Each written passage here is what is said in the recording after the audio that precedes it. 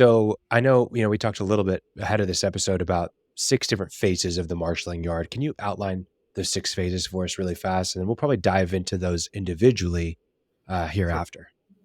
Sure. So the 6 phases, right? Phase one, the truck shows up, gets in line, falls in line, and waits his turn to get into the marshaling line, which is phase two, right? Entering the marshaling yard, getting weighed is phase two. Phase three is receiving your dispatch number and then being placed in the marshaling yard on a waiting list to get dispatched to the center. Phase four is you get dispatched to the center only to wait in another line and wait your turn for a space to open up to get offloaded. And then phase five, you get offloaded. And then phase six, you're heading back to the marshaling yard to get what's called an empty weight number. And we can talk about those obviously when you're ready. Okay. This is probably a terrible analogy, but I think of it like showing up to a busy hotel, and you show up and you've got to wait for valet. Then you get valeted and you walk into the lobby and you wait in line again to get your hotel number. And then you get your hotel number and you wait at the elevator to go up to your floor. And then you get to your floor and you get to put your stuff inside your room. And then when you leave, you got to check out. Maybe it's a good analogy, maybe not. Well, Khalil, okay, so the lizards are running around my brain right now, Khalil. How about you show up to your Friday night restaurant, right? And they go, oh, it's only a 75-minute wait. So you get your little click or whatever, and you go outside, right? And ultimately you wait and you're sitting or you're talking with whoever and your guests. And then once you finally get called, you go up to the desk. They go, okay, it'll be just a minute. And then you step over to the lounge cushions, and now you're down to the final minutes, and ultimately you're gonna then be shown your place at the dock, right? Thank God they don't weigh us at the restaurants. Can you just imagine the turnoff that would be? But but you're right. There's a line that you wait in, then there's a queue after you move forward, and I think I'm in Orlando, guys, right? So all the Disney and the theme parks, you queue everywhere you go. Everywhere you go. So it's very similar to that, Khalil. So you're right about it. Okay. So really quick, Mark, I want to understand how short or long could this entire process take? Like, what's the fastest? Wow, that's great. Yeah.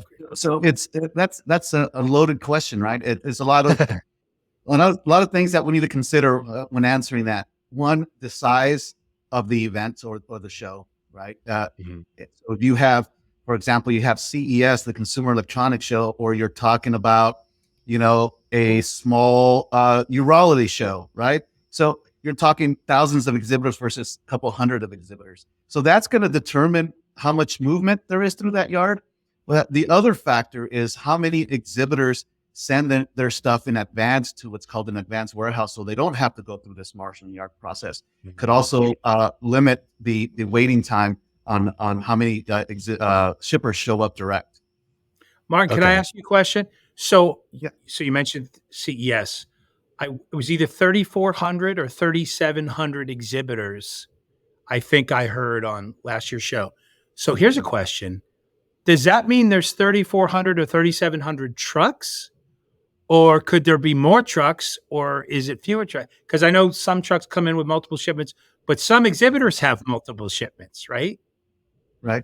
And again, using the direct option or using the advanced warehouse option could determine the scale of how busy that marshaling yard could be. Okay.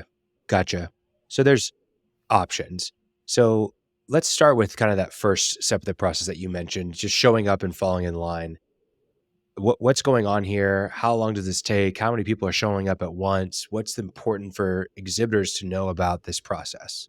Right. So that's what I call, that stage, the first stage is what I call the free for all stage, right?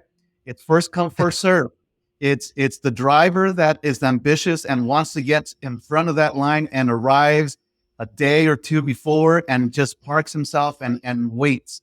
And then there's those that trickle in towards the end and are in the back of the line, right? So that phase, I think it's important on how long you're going to wait. If your driver understands and has been there before, he's gonna get a head start on that. If it's a new driver that has not recently, been delivering to events or trade shows, he's probably going to be the guy that shows up towards the end, and we're waiting all day. But I don't want to get too much off course, but there's some things, Khalil, that also trigger how these trucks move in and out of that marshaling yard. A lot of these shows are targeted, right, by booth space or zones. If you're a carrier that's in front of the line, but your target's it's not till tomorrow, they might not take you in that day, but the guy in the back that's targeted for today might get that pass to move forward. And the way that's determined, there is a traffic person that drives all along that edge of every truck driver to check what they have and check what their targets are and who they're delivering for. And then it's determined how they move those trucks around. So those are the golf cart guys, Martin, that are moving up and down those long lines of vehicles waiting.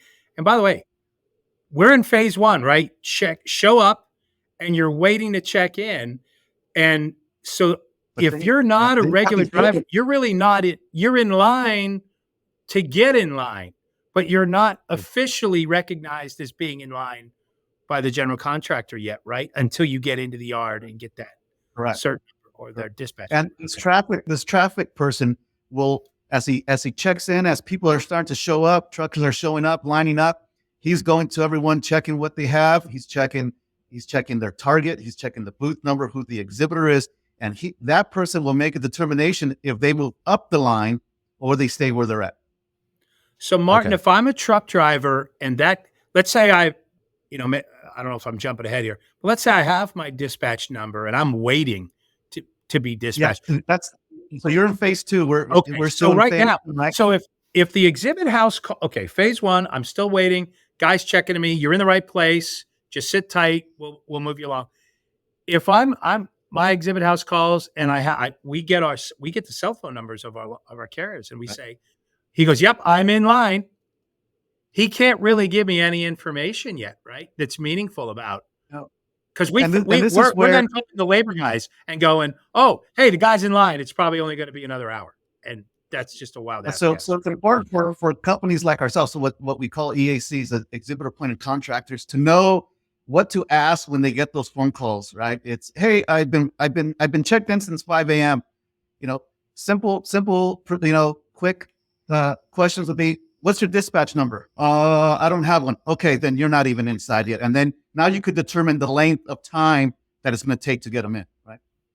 That's good. Excellent. So I want to know, what's the longest time you've ever heard of somebody waiting to get a dispatch number?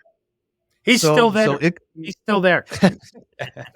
That might be true. So it depends on the size of the show. It could be, if you're the first guy, you're offloaded in a couple hours. If you're the last guy, it could be 10, 12 hours, depending on the size and complexity of the show there, right? And also, it also determined by how many portable ramps are available at this venue. As you know, I don't know if you know this, but in Vegas, a lot of the venues do not have ramps available to offload trucks. So they use these portable ramps, and they do them 3, 4, 5 at a time. And that takes a bit. So yeah, and there's some venues like the Sands Convention Center, for example, that they could only maybe offload 3, 4 trucks at a time in the back, unless they have access to offload inside the building. So there's a lot to think about as EACs and exhibitors when shipping something direct and expecting it to start at 8 a.m. Right? Martin, do you know if a truck? I was going to say, if a truck shows up on a Tuesday, I don't know, 11 a.m. or 3 p.m., is he guaranteed, however long he has to wait, is he guaranteed they'll get him unloaded that day, or not necessarily? So it's going to determine if he's part of that first target. If he's part of that first target and is checked in on time, then I would believe they will offload him. If he is not part of that target, but he is checked in, they'll move him till the next day when his target is due. If all the targets are moved in on time, and let's say it's 2 p.m. in the afternoon and they have no one in line for that target date, they will start taking targets for the next day. Interesting. Okay.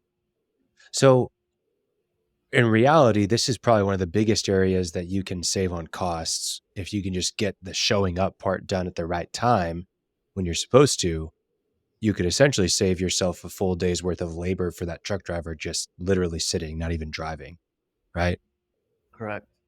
And the advanced warehouse, I know it's not part of this subject, but that's what a lot of companies try to shoot for, right? Is to make it to these advanced, so they don't have to be waiting on a truck when it comes down to doing the installation at the venue. Okay. Yes. Gotcha.